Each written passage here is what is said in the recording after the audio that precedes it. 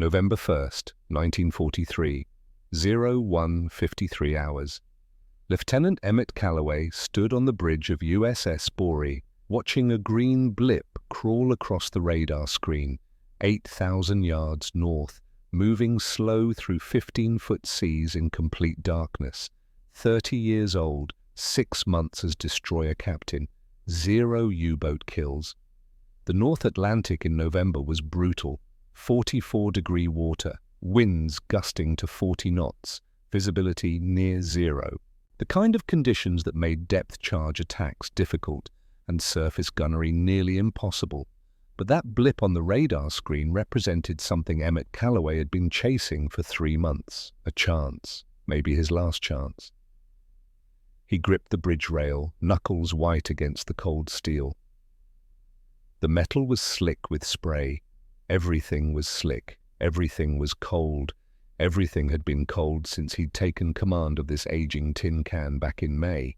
Behind him, the radar operator hunched over his scope, face lit, green in the darkness. "Contact holding steady, sir.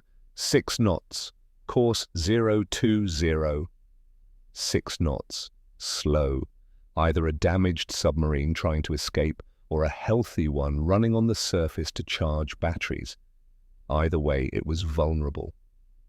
Emmett's executive officer stepped beside him, Chief Petty Officer Seamus Donnelly, 58 years old, 40 years in the Navy, face like weathered oak, eyes that had seen the Great War. "What are you thinking, Cap?"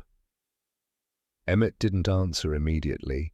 He was thinking about a lot of things, about 3 months of failure, about a letter in his pocket from his wife Anne, about a little girl he'd never met. "I'm thinking we're 40 miles from the task group," Emmett said. "I'm thinking Captain Isbell ordered us to investigate and report, not engage." Donnelly nodded slowly. "That's what you're thinking. What's your gut say?" Emmett looked at the old chief. Donnelly had been at sea longer than Emmett had been alive, had survived the U-boat war in 1917, had more combat experience in his left hand than Emmett's entire crew combined. "My gut says this is our only chance," Emmett said quietly. "We've been chasing ghosts for 3 months, Seamus. Ghosts and whales and debris. This is real. I can feel it." "Then what are we waiting for?" Emmett took a breath, made the decision that would change everything. "Sound general quarters. All ahead full. We're going in." The alarm shattered the night. Men stumbled from their racks, pulling on life jackets, racing to battle stations. Most of them were reservists, farm boys and factory workers and college students who'd never fired a shot in anger, who'd joined up after Pearl Harbor with fire in their hearts and now spent their days seasick and cold and wondering if they'd ever see action. Tonight they would get their answer, but before tonight there was yesterday, and the day before, and the months before that. There was Terre Haute, Indiana, December 6th, 1941. Emmett Calloway stood in the warehouse of Calloway Grain and Feed, clipboard in hand, counting sacks of winter wheat. 28 years old, Naval Academy graduate who'd resigned his commission 3 years earlier to marry Anne McCormack and work for her father. It was honest work, decent money, a future he could see stretching out before him like the flat Indiana farmland. Stable, predictable, safe. Anne was 4 weeks pregnant. They hadn't told her father yet. The radio in the office was playing Glenn Miller. "In the mood," Emmett hummed along as he counted. 62, 63, 64. Then the music stopped. "We interrupt this program for a special news bulletin. The Japanese have attacked Pearl Harbor, Hawaii, by air. President Roosevelt has just announced." Emmett's pencil stopped moving. That night, at dinner, Anne saw it in his eyes. "You're going back," she said, not a question. "I have to." "You resigned. You're not in the Navy anymore." "I'm always in the Navy, Anne. I just stopped wearing the uniform for a while." She put her hand on her stomach, still flat, still hiding the secret growing inside. We're having a baby, Em. I know. You promised me a life here. A normal life, no more ships, no more war. There wasn't a war when I made that promise. Yeah, and now there is. So the promise doesn't count. Emmett reached across the table, took her hand. I have to go. You know I have to go. Every man who can fight has to fight. Otherwise, he trailed off. Otherwise what? Otherwise, what kind of world does our baby grow up in? Anne pulled her hand away, stood, walked to the window. Outside, Terre Haute went about its evening, cars passing, street lights glowing, a world that didn't know yet how much it was about to change. When she spoke again, her voice was steady. If you go, you promise me something else. You promise me you'll come back. You promise me our baby will know their father. I promise. She turned, looked at him with eyes that saw right through him. Don't make promises you can't keep, Emmett Calloway. I'm not. I'll come back. I swear it. That was the last normal conversation they had. By morning, the world was at war. By spring, Emmett was back in navy blue. By summer, Anne was showing. By August, he was at sea on a destroyer escort in the Caribbean, teaching green crews how to hunt submarines when the telegram arrived. Daughter born August 15th. Stop. Sarah Ann Calloway. Stop. 7 pounds 4 ounces. Stop. Both healthy. Stop. Come home soon. Stop. Anne. He read it 3 times. Tried to picture it. A daughter. Sarah. He had a daughter named Sarah. He'd never even held a baby. By October, the Navy decided he was ready for his own command. By November, he was standing on the bridge of USS Bory, one of the oldest destroyers still in service, leading a crew that had never seen combat against an enemy that had been at war for 4 years. The odds were not in his favor. USS Bory was a Clemson-class destroyer, built in 1920, 23 years old, ancient by Navy standards. Most of her sisters had been scrapped or handed off to the British or converted to high-speed transports. Bory survived by sheer stubborn luck. She was 314 feet long, displaced 1,190 tons. Top speed on a good day was maybe 30 knots if the boilers cooperated and the sea was calm. Her armament was 4 4-inch guns, a handful of 20mm anti-aircraft mounts, and depth charge racks that predated sonar. She leaked. Her steering was touchy, her engines burned oil. Her crew called her the old girl with a mixture of affection and despair. Emmett loved her anyway. She's older than most of the crew, Donnelly said the first day Emmett reported aboard. Older than you, even. But she's tough. She'll fight if you ask her to. Will the crew fight? Donnelly looked at the men working the deck. Boys, really, 19, 20 years old. Fresh faces and eager eyes and absolutely no idea what combat actually meant. They'll fight, Donnelly said. Question is, will they be any good at it? That was the question that haunted Emmett through the summer and fall of 1943. Task Group 21.14 consisted of the escort carrier USS Card and 4 destroyers. Their mission was simple: hunt U-boats in the North Atlantic, find them, kill them, keep the convoy lanes open. The Card launched aircraft during daylight. The destroyers hunted at night. It should have been effective. Other task groups were racking up kills, sinking submarines, making headlines, getting medals. Task Group 21.14 was finding whales. August 7th, 1943. Emmett's first contact as captain. Sonar picked up something big, moving at 8 knots, shallow depth, classic U-boat signature. Contact bearing 090, the sonar operator called. Range 1,200 yards. Emmett's heart hammered. This was it, his first kill. All ahead, 2/3, Prepare depth charges, set for 150 feet. Bori surged forward. The crew raced to their stations. The depth charge crews armed their charges, set the detonators, waited for the order. Contact steady, 1,000 yards. Emmett calculated in his head. Approach speed, drop point, detonation depth. Everything had to be perfect. 800 yards. Stand by. 600 yards. Fire! The depth charges rolled off the racks, hit the water, sank into the black Atlantic, detonated. The ocean erupted, massive geysers of white water. The concussion rattled Bori's hull. Contact lost, sonar reported. Lost. That meant either destroyed or evading. Emmett waited. 30 seconds, a minute, 2 minutes. Then something broke the surface 200 yards astern. Not a submarine, a whale, dead. Belly up, killed by the depth charges. The crew stared in silence. Then someone laughed. Then everyone was laughing. Bitter, embarrassed, laughter. First blood to the whales, Donnelly muttered. Emmett didn't laugh. He just walked into his cabin and closed the door. That night, he wrote Anne a letter he never sent. It's in his desk drawer, along with her last 3 letters to him. Letters about Sarah learning to smile, about her first tooth, about how much she looked like her father. Letters from a life that felt very far away. September 20th. Another contact. This time Emmett was certain. The sonar return was perfect.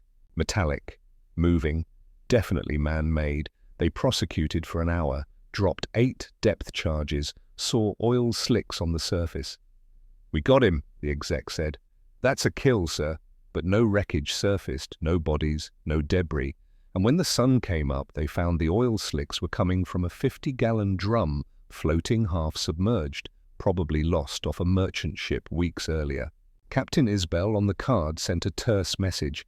Suggest more careful discrimination between actual contacts and oceanic debris. Stop. Translation, stop wasting depth charges on garbage. October 12th, a real one this time, had to be. The aircraft from Card had spotted a conning tower, had dropped markers. Bori raced to the location, sonar pinging hard. Got a solid contact, metallic, moving. Trying to evade, Emmett prosecuted perfectly. Textbook approach, proper speed, proper depth setting. Dropped a full pattern of charges right on top of the contact. Waited for the kill. Nothing.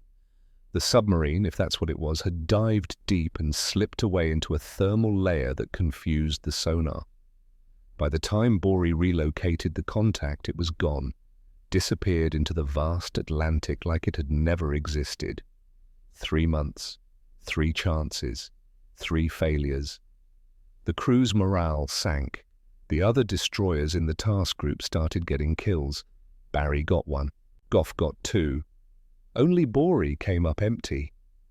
Emmett felt the weight of it, felt his crew looking at him differently, felt Donnelly's concerned glances, felt the ghost of his promise to Anne hanging over him like a shroud.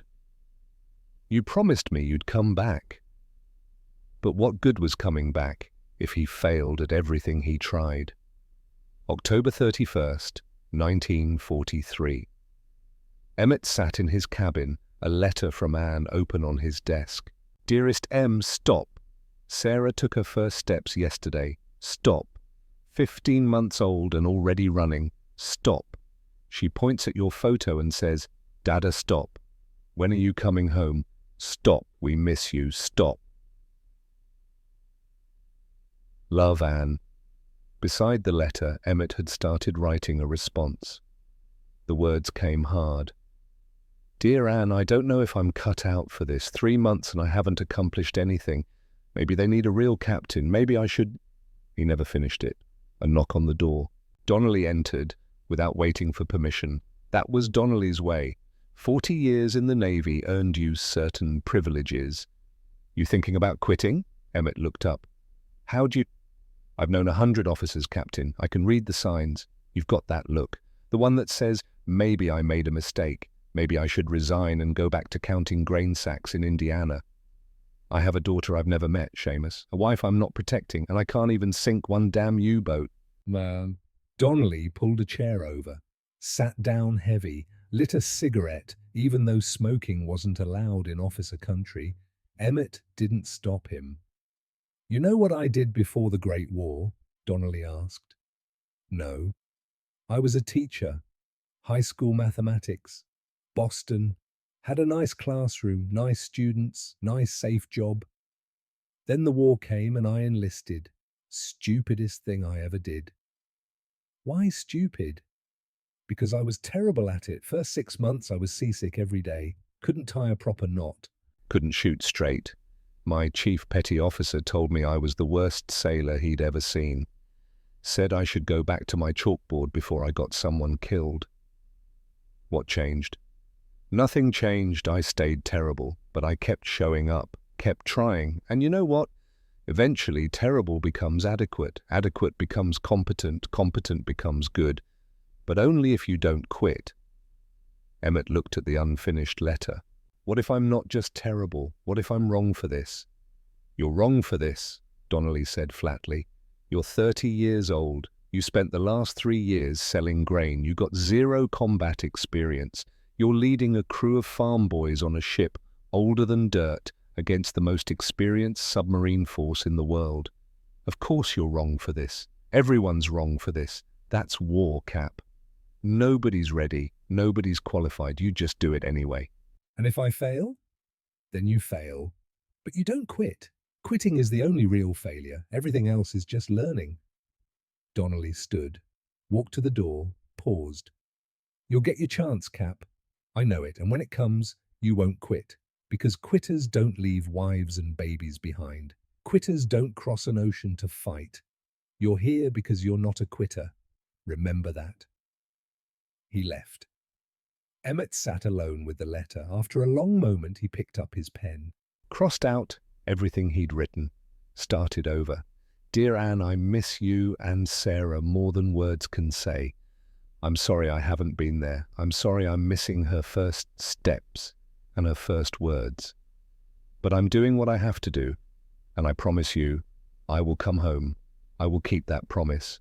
Love, M. He sealed it, addressed it, put it in the outgoing mail. The next morning, USS Card's aircraft reported a submarine contact 40 miles north.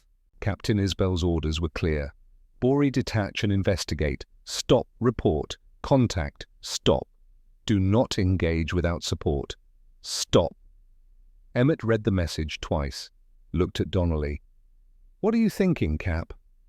I'm thinking about promises, Emmett said. I promised Anne I'd come home. I promised myself I'd make this command worth something. I promised my crew I'd lead them right. Can't keep all those promises sitting here. That's not an answer. No, it's a decision. Bitty. Emmett picked up the radio handset. This is Bori. Acknowledge orders. Proceeding to investigate. He put down the handset, turned to his executive officer. All ahead full, Seamus. Set course 020. We're going hunting. Donnelly smiled, the first real smile Emmett had seen from him in weeks. Now you're sounding like a captain. The approach took 6 hours. 6 hours of driving through heavy seas, 6 hours of watching that green blip on the radar screen, 6 hours of knowing that when they made contact, everything would change. Either he'd finally get his kill, or he'd lose his ship trying. The crew felt it, the change, the tension. They'd been chasing contacts for 3 months. This time felt different. This time the old man wasn't just investigating, he was hunting.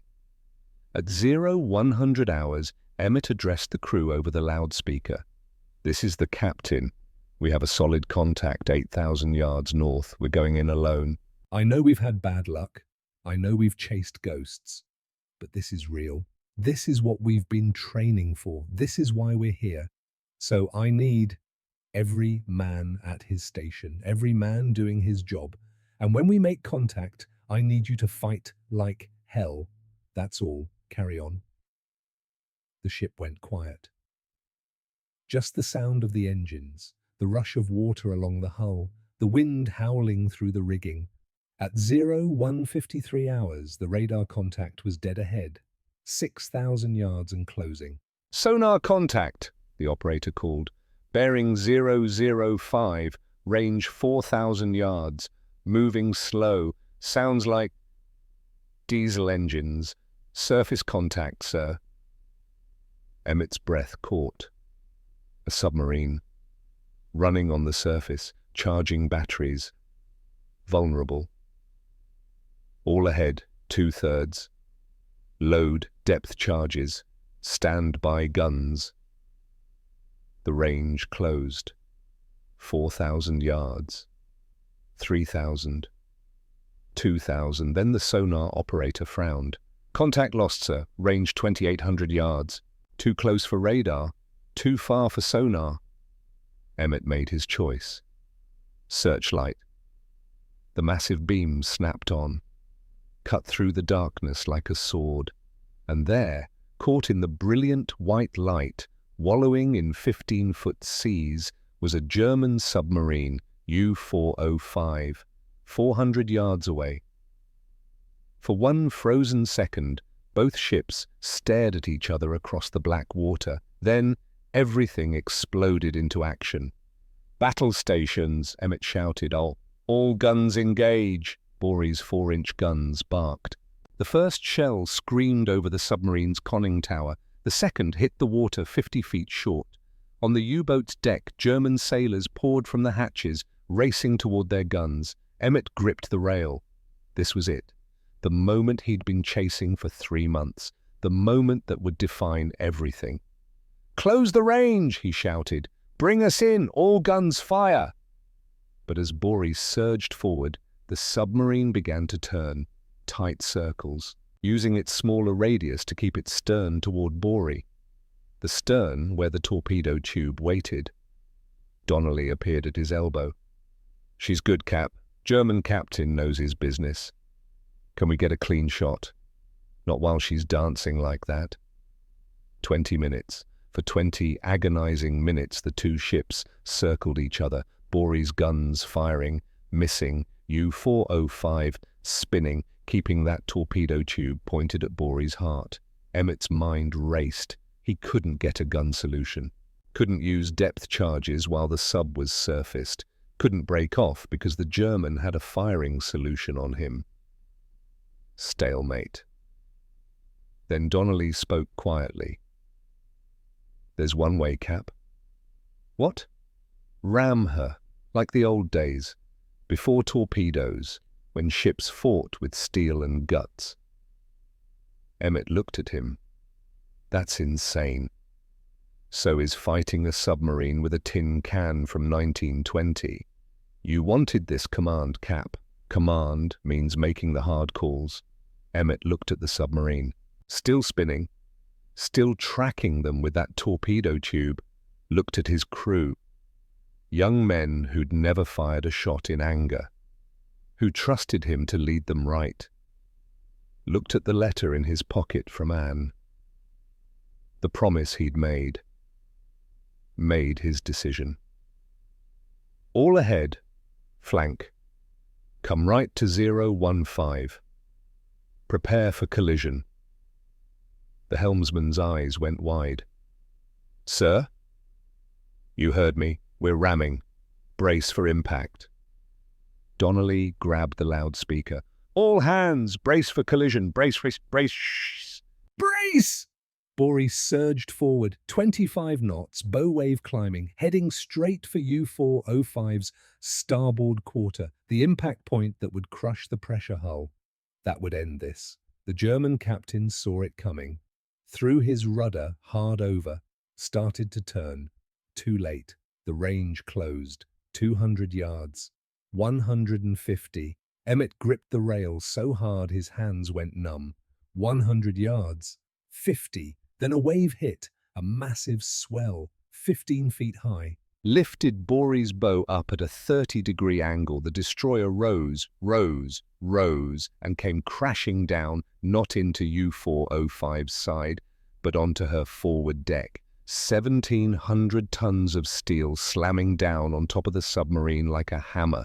Metal screamed, both ships locked together at a 20-degree angle. Bori perched on top of U-405 like a seesaw, rising and falling with the swells, grinding, screeching, crushing. Emmett stared down from the bridge. He could see the conning tower 30 feet below, could read the numerals painted on the side, could see the polar bear insignia, could see German sailors climbing from the hatches, running toward their guns. "Seamus!" he shouted. Donnelly was already moving, already shouting orders, already running the drill that everyone thought was crazy. "Boarding stations! Boarding stations! This is not a drill! Grab weapons and get to the rails! Move! Move! Move!" Yeah, and just like that, USS Bori and U-405 weren't fighting with torpedoes and depth charges anymore. They were fighting with knives. The two ships hung there, locked together, rising and falling with the swells like some monstrous seesaw. Metal grinding against metal, seams splitting, water pouring into compartments below the waterline. Emmett Callaway looked down from Bori's bridge at the German submarine 30 feet below. He could count the rivets in the conning tower, could see the salt stains on the steel, could read the numbers painted white on the side, U-405, and he could see Germans climbing from the hatches, running across the deck, heading for the 4 20mm autocannons mounted fore and aft. If they reached those guns, every American exposed on Bori's deck would die in seconds. 20mm rounds would sweep the rails, turn men into meat, end this fight before it started. Emmett's mind went blank for half a heartbeat. This wasn't supposed to happen. Ramming was supposed to crush the submarine, sink her, not perch on top of her like some kind of carnival ride from hell. Then Seamus Donnelly was beside him, moving fast for a 58-year-old man, face set, eyes hard. "Cap, we're locked. Can't break free. Seas are holding us together." "How long?" "Don't know. Could be minutes. Could be longer. But those Germans are going for their guns, and we got about 30 seconds before they start shooting." Emmett's training kicked in. Assess, decide, act. "Can our guns depress far enough to hit them?" "Negative. 4-inch mounts can't angle down that steep. We're too close, too high." No guns, no depth charges, no torpedoes, nothing but 30 feet of vertical distance and a locked ship that wouldn't break free. Donnelly grabbed Emmett's shoulder, squeezed hard. "Cap, we drill for this, remember? Everyone thought I was crazy, but we drilled for this exact thing." Emmett stared at him. The boarding drill, the scenario Donnelly had run every week for the past 3 months. The drill where they pretended they'd somehow end up close enough to a submarine to board it. The drill that made the crew laugh because it was so absurd. "You said it would never happen," Emmett said. "I lied. I'm a chief. We do that. Now, are you going to let me run my drill, or are you going to let those krauts shoot us to pieces?" Emmett looked at the Germans below, closer now to the guns, 20 feet. 15, made his decision. "Do it." Donnelly spun, grabbed the loudspeaker. His voice boomed across the ship. "Boarding stations, boarding stations. This is not a drill. All hands not in engineering or gun mounts. Grab weapons and get to the rails. This is not a drill. Move your asses." For 3 seconds, nothing happened. The crew stood frozen, staring at each other, wondering if they'd heard right. Then someone moved, then everyone moved. Men raced below, broke open the small arms locker. Thompson submachine guns came up first, then M1 Garands, shotguns meant for riot control, Colt 45s, flare pistols, anything that could shoot. Fireman First Class Mickey Vargas came up from the engine room, 24 years old, wiry and tough. Grew up hunting javelina in the New Mexico desert with his father. Always carried a hunting knife on his belt. His chief had told him a dozen times to stow it properly. Vargas never did. Now he grabbed a Thompson, checked the magazine, 30 rounds. He'd never fired one in anger, never fired anything at a human being. That was about to change. The crew lined the rails, port side, looking down at the submarine deck 30 feet below. The searchlight stayed locked on U-405. Every German who emerged from a hatch appeared in brilliant white light. Donnelly positioned himself at the forward rail, Emmett beside him, both men with Thompson guns, both watching Germans sprint toward the autocannon mounts. "Rules of engagement?" Emmett asked. "They're armed. We're armed. They shoot, we shoot. That's the only rule that matters tonight, Cap." The first German reached the nearest 20mm mount, started swinging the barrel up toward Bory's deck. Donnelly fired. The Thompson barked, kicked against his shoulder.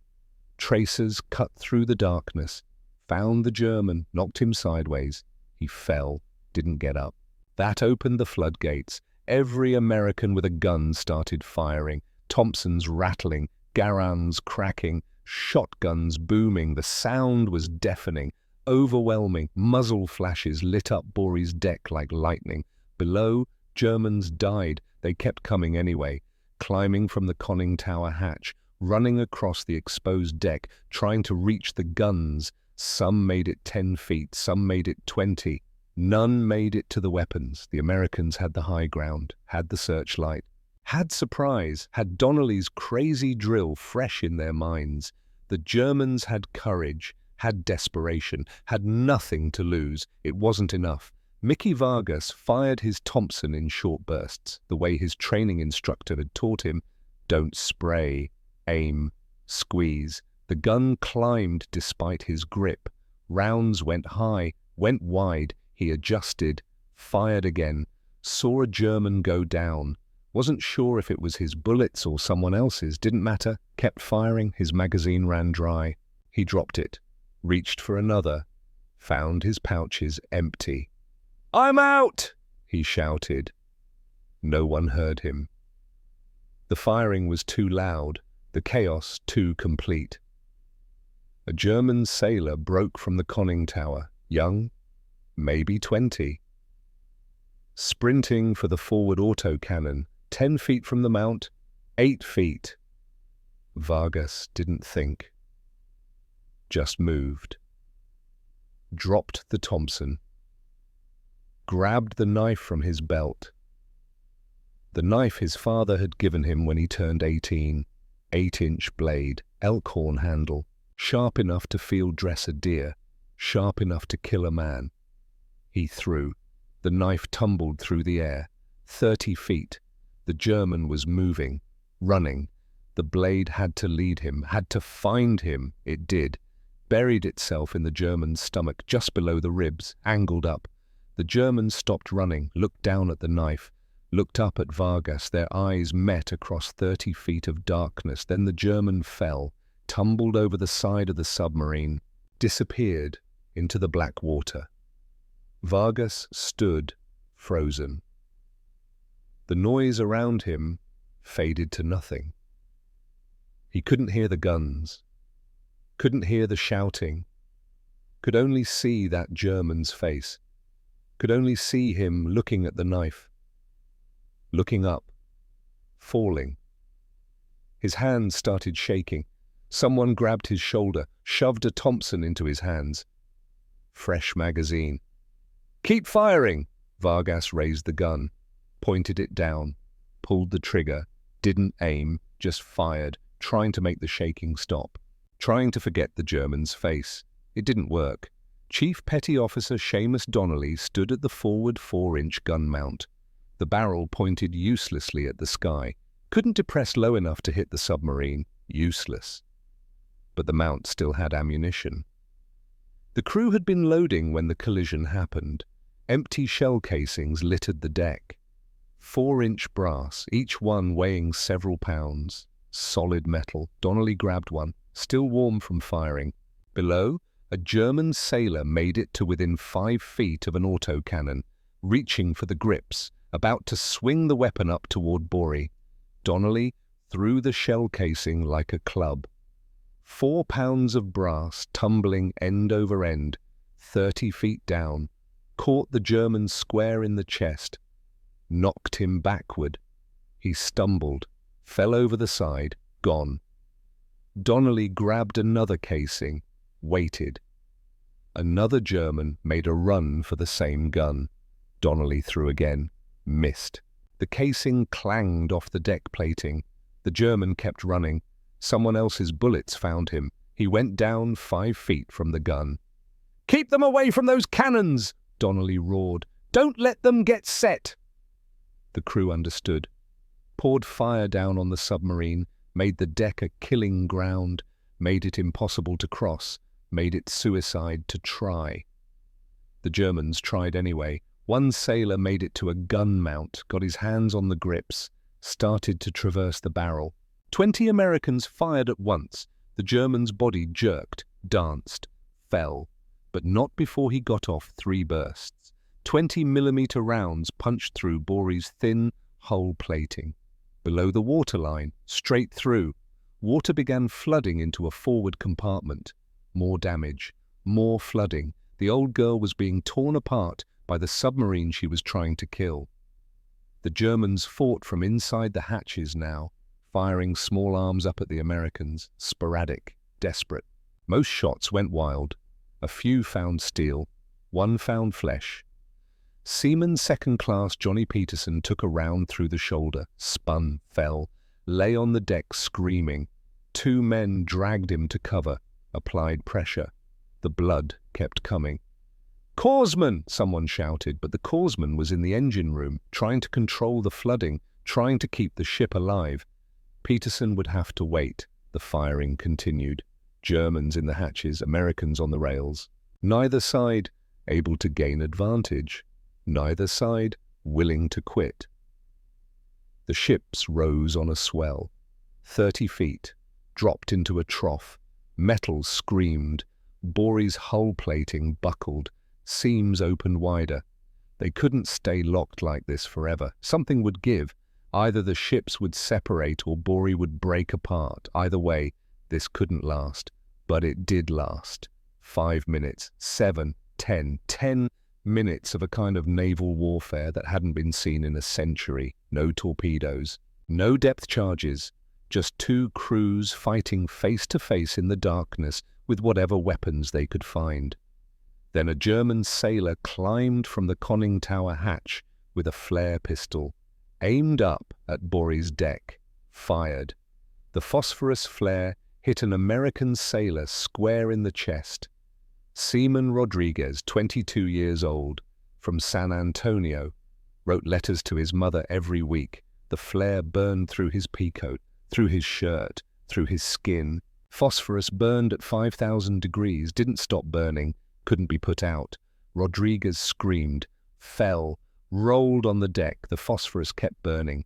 Into his chest, into his lungs he screamed once more, then stopped. The crew stared in horror, kept firing. What else could they do? Emmett Callaway watched it all from the bridge, watched his men fight, watched them die, watched the Germans die, watched this impossible battle unfold beneath him. His mind catalogued the damage. Forward compartment flooding from 20-millimeter hits, port side hull plating crushed from the collision, seams opening from the grinding, 2 men wounded, 1 dead, and they were still locked to the submarine, still trapped in this grinding embrace. "Seamus," he called, "we need to break free." "I know," Donnelly shouted back. "We're working on it." But there was no working on it. The ocean decided when they separated. The waves, the swells, the random chaos of the sea. All they could do was fight and hope and pray. Another swell lifted them. Higher this time. The ships groaned. Metal shrieked. Then Bory's bow began to slide. Slow at first. 6 inches, a foot. The hull scraping across U-405's deck with a sound like a saw cutting steel. 2 feet, 3 feet. Then the wave action wrenched them fully apart. Bory pulled away, free, wallowing in the swells 50 yards from U-405, both vessels damaged, both still capable of fighting, both crews ready to kill each other. The hand-to-hand combat was over. Now came the surface duel. Emmett didn't hesitate. "All ahead 2/3. Come left. I want a broadside on that sub." Bory turned, sluggish. the damage affecting her handling, but she turned. The 4-inch guns could bear now, could finally shoot. "All guns engage!" The first salvo screamed across the water. 2 shells over, 1 short, 1 hit. The hit struck U-405's conning tower, sparked, ricocheted, didn't penetrate, but it left a scar. Below on the submarine, the German captain was making his own decisions. Kapitänleutnant Hermann Richter, 38 years old, 7 war patrols, a veteran who knew exactly how bad his situation was. He couldn't dive. The damage from the depth charges and collision had compromised his tanks. Couldn't run. His diesel was damaged, top speed maybe 12 knots. But he still had one weapon, the stern torpedo tube. He used it. He maneuvered his dying submarine to keep that tube pointed at Bori. 1 torpedo left. At this range it couldn't miss. The threat held Emmett at bay. He couldn't close in, couldn't risk the broadside, had to circle, keep distance, try for a gun solution that wouldn't expose him to that torpedo. For 20 minutes, the 2 captains duelled, Richter spinning his submarine in tight circles, Emmett trying to flank him, both ships shooting, both missing more than hitting, stalemate again. Then the Germans fired white flares, 3 of them, arcing up into the night, the international signal for surrender. "Cease fire!" Emmett shouted. "Cease fire! They're done!" The guns fell silent. The sudden quiet was deafening after 30 minutes of continuous noise. Emmett watched through binoculars. Germans were climbing into yellow life rafts. 14 men, some wounded, being helped by their comrades. "Sir," Donnelly said carefully, could be a trick. Could be. Or they could actually be surrendering. What do you want to do? Emmett thought about it, thought about the rules of war, about honor, about doing the right thing even when it was hard. "We pick them up, bring us alongside, slow and careful, keep guns manned, but don't fire unless they do." Bori began moving toward the life rafts, closing the distance. Then one of the aft gun mounts opened fire. The gun captain had removed his headphones to adjust something. Never heard the ceasefire order. Saw Germans, shot them. 1 shell caught a German standing in a life raft, waving his arms, trying to surrender. The shell took his head off. The body fell into the sea. And the other Germans started fighting again. Whether they'd been genuinely surrendering and now thought the Americans had betrayed them, or whether the whole thing had been a trick and this gave them an excuse to resume, no one would ever know. What mattered was they were shooting again. Small arms fire from the submarine, 20mm bursts from one mount that still had ammunition. Emmett had no choice. "All guns, fire, fire, fire!" The duel resumed. Brutal, close range, no quarter asked or given. U-405 was dying. Richter knew it. His crew knew it. But they fought anyway. Fought because surrender had failed. Fought because it was all they had left. Fought because German submariners didn't quit. The submarine began maneuvering again, erratic, desperate. Richter using every trick he knew.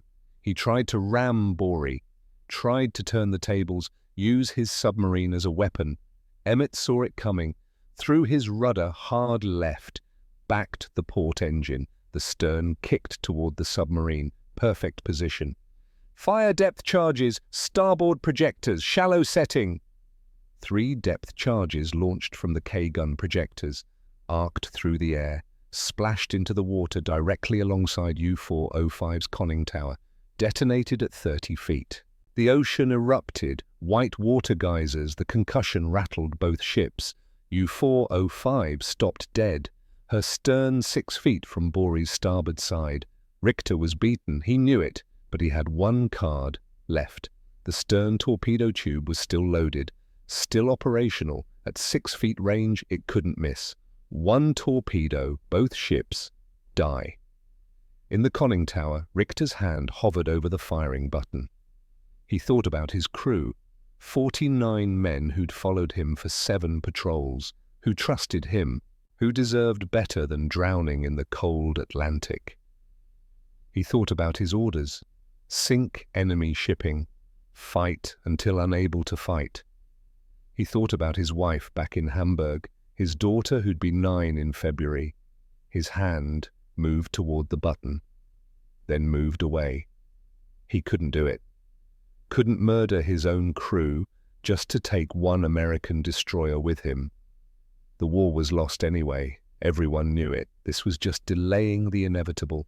"Prepare to abandon ship," he told his first officer. But before the order could be relayed, the battery compartment flooded. Seawater hit the damaged cells, chemical reaction, chlorine gas. Explosion. The underwater blast rattled both ships. U-405 began sinking, not scuttled, not torpedoed, just dying from accumulated damage. Her bow lifted, the stern went under. She hung there for a moment, silhouetted against the searchlight, then slid beneath the black water. Stern first, taking Hermann Richter and 49 German sailors with her, gone. Emmett stood on the bridge, watching the spot where U-405 had disappeared. Nothing remained, no wreckage, no debris, just black water and white foam. Around him, his crew cheered, shouted, celebrated. They'd done it, sunk a U-boat, won their fight. Emmett didn't cheer. He looked at his ship, looked at the damage, looked at Seamus Donnelly. The old chief wasn't cheering either, just staring at the water pouring into the forward compartments. "How bad?" Emmett asked quietly. "Bad, Cap. Real bad. We're dying too, just slower than she did." Emmett nodded. Had known it would come to this, had known from the moment they rammed. You don't fight a knife fight at sea without bleeding. The question was whether they'd bleed out before help arrived, or whether the ocean would claim them both. Winner and loser, sinking together into the cold Atlantic dark. The ocean swallowed U-405 at 0307 hours, November 2nd, 1943. Emmett Calloway watched the last bubbles rise from where the submarine had gone down, watched the searchlights sweep across empty water, watched his crew celebrate a victory that might kill them all. Because USS Bory was dying. Water poured into the forward compartment through the 20-millimeter holes, poured into spaces where the hull plating had buckled and split. The pumps ran at full capacity, barely keeping up, losing ground inch by inch. "Damage report," Emmett said quietly. Donnelly consulted his clipboard. The old chief's hands were steady, his voice was calm, like he was reporting on routine maintenance instead of catastrophic failure. "Forward engine room completely flooded, secured the bulkhead, but she won't hold long. Port side hull plating crushed inward below the waterline, multiple seams opened. 20-millimeter penetrations in 3 compartments. Steering's damaged but functional. 1 engine operational, maybe 15 knots maximum. Casualties? Rodriguez dead, Peterson and Williams wounded, everyone else accounted for. 1 dead, 2 wounded. Out of 143 men, it could have been so much worse. It was about to get worse." "The bulkhead?" Emmett asked. "Buckling. Give it maybe 12 hours, maybe less. When it goes, the flooding spreads to the next compartment, then the next, then we sink. Fast. 12 hours, maybe less." Emmett looked at the horizon. Dawn was still 3 hours away. The nearest help was USS Card and the other destroyers, 40 miles north, 40 miles through heavy seas on 1 engine with a ship that was coming apart. "Set course for the task group, best possible speed. And Seamus?" "Yes, sir." "Start pumping. Don't stop. We're not dying in the next 12 hours. "Aye, Cap, we're not." But both men knew the ocean had other ideas.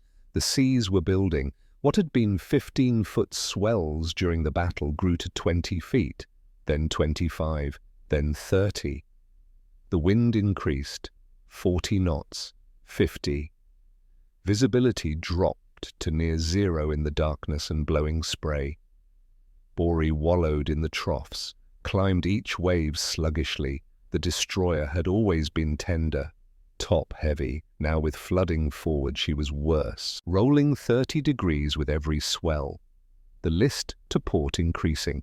The crew worked the pumps continuously, fought to keep ahead of the flooding, lost ground, slowly but steadily. At 0400 hours, the sonar operator called out a contact. "Sir, I have a torpedo bearing 090, range unknown, closing." Emmett's blood went cold. Another U-boat, had to be, tracking them. About to finish what U-405 started, and there were still Germans in the water. 14 men in life rafts, floating somewhere behind Bori. Men who'd surrendered, who'd fired white flares, who'd tried to give up. "Come right to 180, all ahead flank." The helmsman spun the wheel. Bori turned, painfully slow, the damage steering fighting him. The turn brought them around, heading back toward where U-405 had gone down, where the German survivors floated in yellow life rafts. "Sir," Donnelly said carefully, "but the Germans—" "I know." "Well, if we go this heading, I know, Seamus." Emmett gripped the rail, his mind racing, his heart hammering. The choice was simple, brutal, impossible.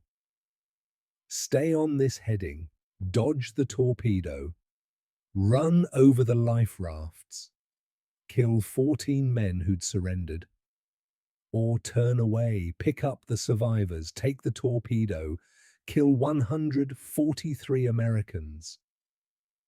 There was no third option, no clever solution, no way to save everyone, just a choice, the kind of choice that would haunt him forever. He thought about Hermann Richter, the German captain who'd chosen not to fire that last torpedo, who'd let his crew abandon ship, who'd gone down trying to save his men instead of taking revenge. He thought about his promise to Anne, to come home, to meet his daughter. He thought about 143 sailors who trusted him to make the right call, made his decision. Maintain course, all ahead, flank. Donnelly's face went grey, but he didn't argue, just nodded. "Aye, sir." These in Bori surged forward, 15 knots, straining, heading straight for the coordinates where the life rafts floated. Emmett forced himself to watch, forced himself to see what his choice meant. The searchlight swept the water, found them. 14 Germans in yellow rafts, some wounded, all exhausted, all looking up at Bori bearing down on them. They understood. Emmett could see it in their faces, could see them realize what was about to happen. Some tried to paddle away, futile. The destroyer was too fast. Some just sat, waiting, accepting. One man stood, young, maybe 20, raised his hand. Not a salute, not a wave, just an acknowledgement. "I see you, you see me. This is how it ends." Bori's bow went over the first life raft. The propellers churned through yellow rubber and human flesh. The water turned red in the searchlight beam. Then there was nothing, just empty ocean, no rafts, no bodies, no survivors, 14 men gone. Killed not in battle, but in cold calculation. Killed because Emmett Callaway chose 143 American lives over 14 German ones. The torpedo passed down the port side, missed by 50 yards, continued on into the darkness. Either it had been a false return or another U-boat had fired and missed. Didn't matter. The threat was gone. But Emmett couldn't stop seeing that young German standing in the life raft, raising his hand, watching death approach. He turned away from the rail, vomited into the darkness, heaved until there was nothing left, until his stomach was empty and his throat burned. Donnelly stood beside him, put a hand on his shoulder, said nothing. What was there to say? Emmett wiped his mouth, straightened, looked at his executive officer. "That stays between us, Seamus." "What does, sir? I didn't see anything." "You saw me murder 14 men." "No, sir, I saw you save 143. There's a difference." "There. Is there?" Donnelly's grip tightened on his shoulder. "You made the call nobody else wanted to make. That's what captains do. You carry it so your crew doesn't have to. That's the job. Now, let's finish the job and get these men home." Emmett nodded, couldn't speak, turned back to the task of keeping his ship alive. But he knew that even if Bory made it, even if he kept his promise to Anne, even if he held his daughter and lived to be old, he'd always see that young German's face, would always hear the sound of propellers churning through life rafts, would carry those 14 deaths until the day he died. The ocean collected its debts. Always. One way or another. Dawn came grey and cold. The seas were worse. 40-foot swells, winds gusting to 60 knots. USS Barry and USS Goff found them at 0700 hours. Tried to come alongside, tried to pass a towing cable. Impossible. The wave action threatened to smash the ships together. After 3 attempts, they pulled away. "Cap," the radio operator called. "Message from Barry. They're standing by but can't tow in these seas. They say we're on our own until the weather calms." The weather wasn't going to calm. Not today. Probably not tomorrow. This was the North Atlantic in November. This was normal. Bory was on her own. "Start jettisoning weight," Emmett ordered. "Anything topside that can go over the side, torpedoes first, then ammunition, then guns if we have to. Lighten the bow. Raise her up." The crew began throwing away their weapons, their ammunition, everything that made Bory a warship. 9 Mark 15 torpedoes went over first, each weighing 3,500 pounds. They splashed into the Atlantic one by one, sank into the abyss where U-405 waited. Then came the ammunition, cases of 4-inch shells, 20mm rounds, small arms, hundreds of pounds of brass and explosives dumped overboard. The 20mm gun mounts followed. Crews unbolted them, manhandled them to the rails, pushed them over. The guns disappeared into grey water, depth charge racks, empty shell casings, spare parts, tools, personal gear. Mickey Vargas threw away his sea bag, everything he owned except the uniform on his back, watched it sink, thought about his knife, the knife his father had given him, the knife buried in a German sailor's stomach somewhere at the bottom of the ocean. He'd killed a man with that knife, would never hold it again, would never be able to explain to his father what happened to it. Some things couldn't go home. By noon, Bory rode higher in the water. Not much, a few inches, but every inch mattered. It wasn't enough. The forward bulkhead began to fail. "Captain, you need to see this." Emmett followed Donnelly below. Into the forward compartment. The space was ankle-deep in water. The pumps roared. The bulkhead groaned. Emmett could see it buckling, bowing inward, rivets weeping, the steel straining under thousands of pounds of pressure. "When it goes?" he asked. "Minutes. We flood the next compartment, then the next. The pumps can't keep up. She'll go down bow first. Fast." "How long do we have?" "Hours. Maybe. Could be less." Emmett looked at his watch. 1400 hours. 2 p.m. 6 hours of daylight left. If they abandoned ship at night in these seas, most of his crew would die. Hypothermia. Drowning. Lost in the darkness. But if they waited too long, if that bulkhead failed while they were still aboard, everyone would die, trapped in a sinking ship with no time to escape. Another choice, another impossible decision. He made it. "Prepare to abandon ship. I want life rafts ready, life jackets distributed, everyone briefed. When I give the order, I want them off this ship in 5 minutes." "Aye, sir." "When?" 1600 hours, 2 hours. That gives us daylight, gives Barry time to position. gives us our best chance. Donnelly nodded, started to leave, stopped. Cap, you know the rule. Captain leaves last. I know the rule, Seamus.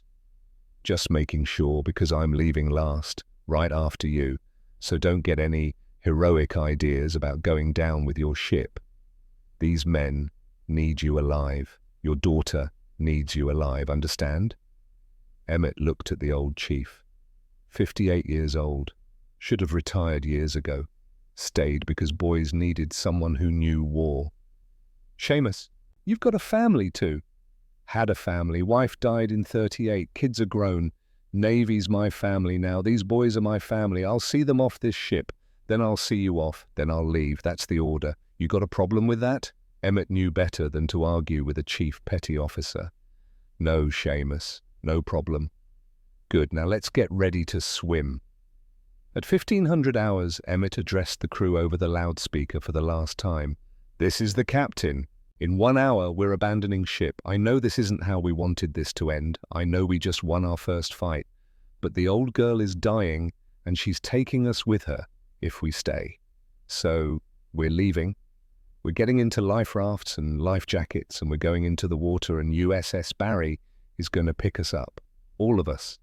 Every single man. Then, we're going home to tell everyone about the night we rode on top of a U-boat and fought with knives. You did good today. You did better than good. You won. Now let's finish this right. Carry on. The crew prepared in silence, inflated life jackets, gathered at muster stations, helped each other with straps and buckles. Most had never practiced abandoned ship in calm seas, let alone in 40-foot swells. They were about to learn fast. At 1600 hours, Emmett gave the order. Abandon ship. All hands. Abandon ship. The crew began going over the side. The life rafts hit the water first. Yellow rubber circles designed for calm seas. They capsized immediately in the swells. Some broke loose and drifted away. The few that stayed upright became tiny targets in massive waves. The men jumped. Some dove. Some climbed down cargo nets and dropped. Others just stepped off the rail. All hit 44-degree water hard. The cold was instant, total, breath-stealing, muscle-locking. Men thrashed toward life rafts. Some made it, hauled themselves aboard. Others missed, got swept past, disappeared in the troughs between waves. The life jackets kept them afloat, couldn't fight the current, couldn't overcome the exhaustion from cold. Johnny Harrison, 21 years old from Kansas, made it 15 yards before the cold took him. Just stopped swimming, went under, gone. Marcus Webb, ship's cook, 26, strong swimmer, college athlete, made good progress toward a raft. Then a wave caught him, slammed him into floating debris, knocked him unconscious. He drowned without waking up. The water he loved killed him. USS Barry launched her motor whaleboat. Small boat with an outboard engine, it crashed through the swells, picking up survivors, hauling men aboard, some conscious, some hypothermic, some already dead. The boat made trip after trip, racing against time, against the cold, against the ocean that wanted to keep them all. On Bory's deck, Seamus Donnelly moved through the ship, checking compartments, making sure everyone was off, counting heads. Found Mickey Vargas huddled in the engine room. "What are you still doing here, son?" "I can't swim, Chief. I never learned." Donnelly stared at him, a sailor who couldn't swim, the Navy's favorite joke, except it wasn't funny anymore. "You got a life jacket?" "Yes, Chief." "Then you can float, jump, grab a raft. Barry will pick you up, but you gotta jump now, come on." He pulled Vargas to his feet, pushed him toward the ladder, up to the deck, to the rail. "Jump, son. Just jump and kick. The jacket does the rest." Vargas jumped, hit the water, went under, came up gasping. The life jacket brought him to the surface. He kicked, flailed, panicked, swallowed water. Donnelly watched long enough to see the whaleboat heading for him, then moved on. 139 men off, 3 still aboard, the exec, the captain, and himself. The exec was wounded. Peterson, shoulder wound from the battle, losing blood, weak. "I got him, Chief," someone called. 2 sailors helping Peterson to the rail. Good, get him over, now. They jumped together. All 3 disappeared into the grey water. 142 off, 2 aboard. Donnelly went to the bridge, found Emmett standing at the wheel, hands on the spokes, looking at his ship. Time to go, Cap.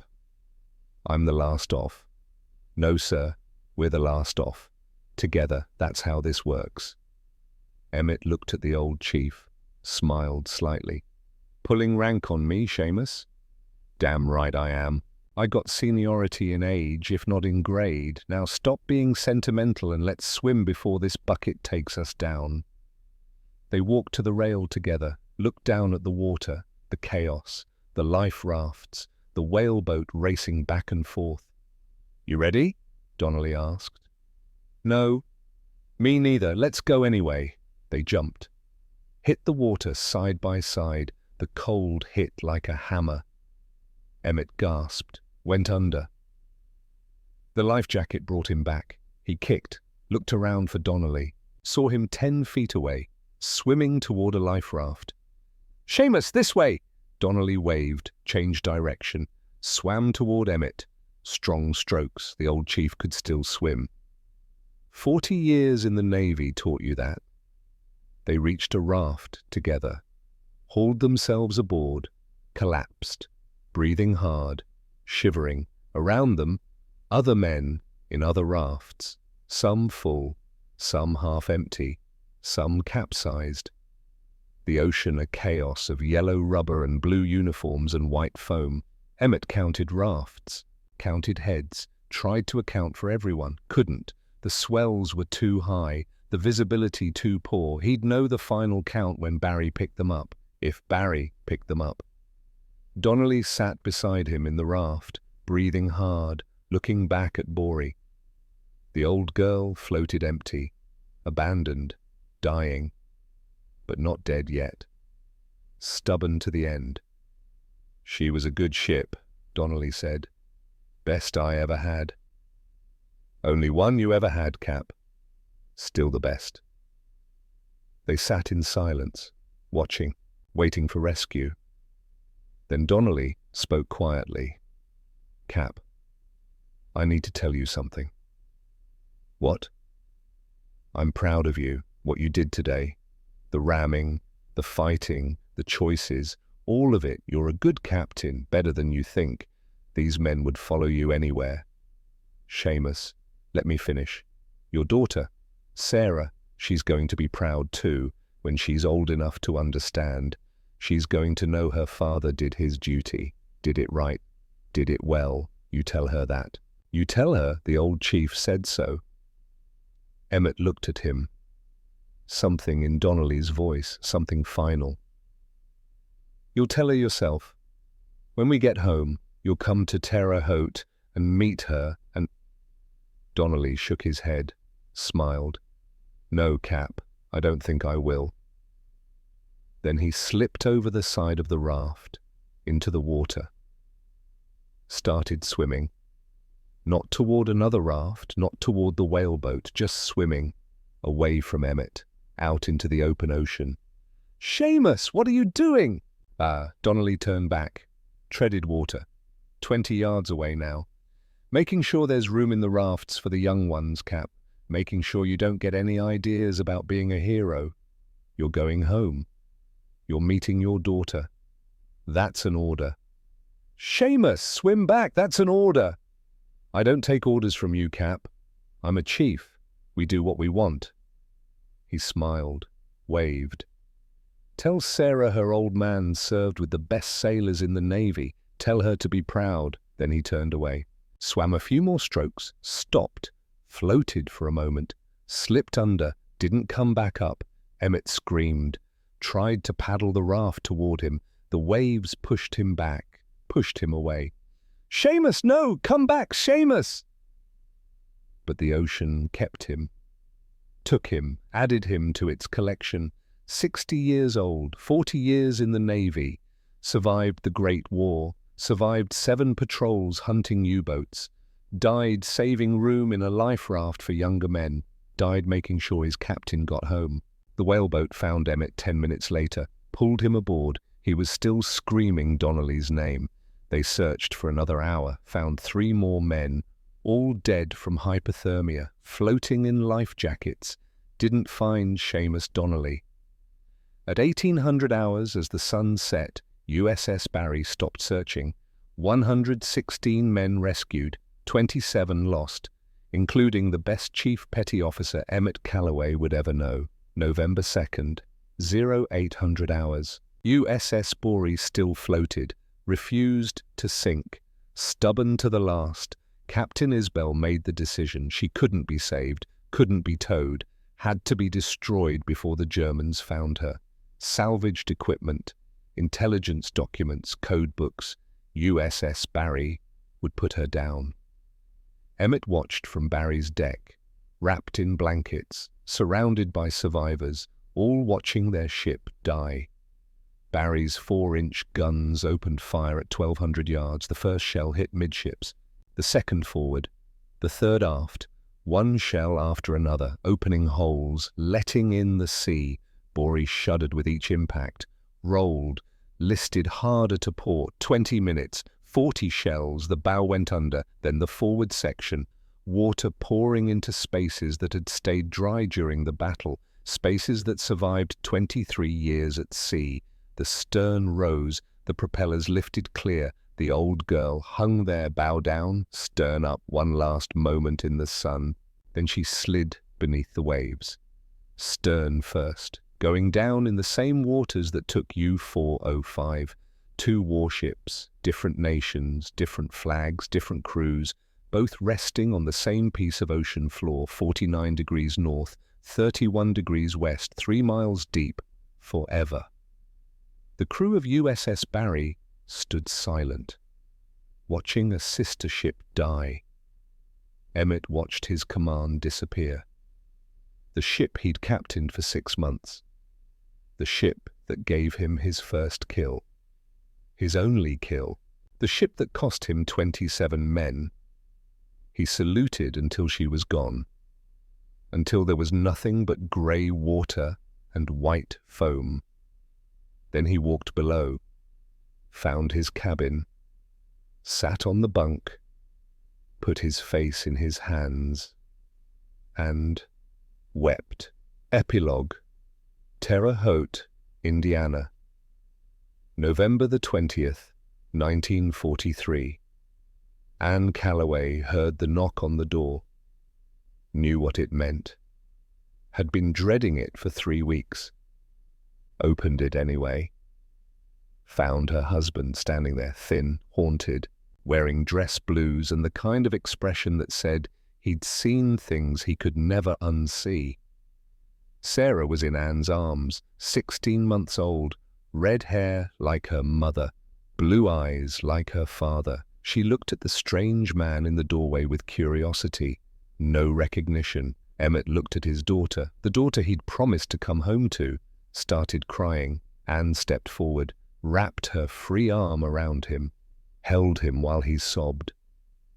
"You kept your promise," she whispered. 27 men didn't, he managed, but you did. You're home, you're here, we have you. She pulled him inside, closed the door, sat him down, put Sarah in his lap. The little girl touched his face, curious about the wetness on his cheeks. "Dada?" she said. First time, ever. Emmett held her like she was the only thing keeping him from drowning. "Yeah, baby girl, Dada's home." The Navy Cross came a month later for extraordinary heroism in action against an enemy submarine. Emmett put it in a drawer, never wore it, never spoke about it. For 40 years he kept silent, worked at the grain company, raised Sarah, lived a quiet life, the life he'd wanted before Pearl Harbor, interrupted. In 1983, Sarah found the medal, asked about it. Emmett was 70 by then, Sarah was 40, a mother herself, old enough to understand. He told her, not everything, not the Germans in the life rafts, not the sound Seamus Donnelly made when he went under, but enough. "I learned something that night," he said. "Victory isn't free. Every choice cost something. I chose to save 116 men. It cost 27 others. I'd make the same choice again. But I'll carry those names until I die. Sarah took his hand. They'd be proud of you, Dad. Maybe, I hope so. He looked at the Navy Cross, at the ribbon, at the words engraved on the back. Lieutenant Emmett J. Calloway, for valor above and beyond. You know what I'm proudest of? He asked. What? I kept my promise. To your mother, to you. I came home. That's worth more than any medal. Final title cards. CPO Seamus Donnelly was posthumously awarded the Navy Cross. His body was never recovered. USS Bory and U-405 rest together on the ocean floor, 49 degrees north, 31 degrees west, 3 miles down. This was the last knife fight in naval history. 116 men came home. 27 did not. They are not forgotten.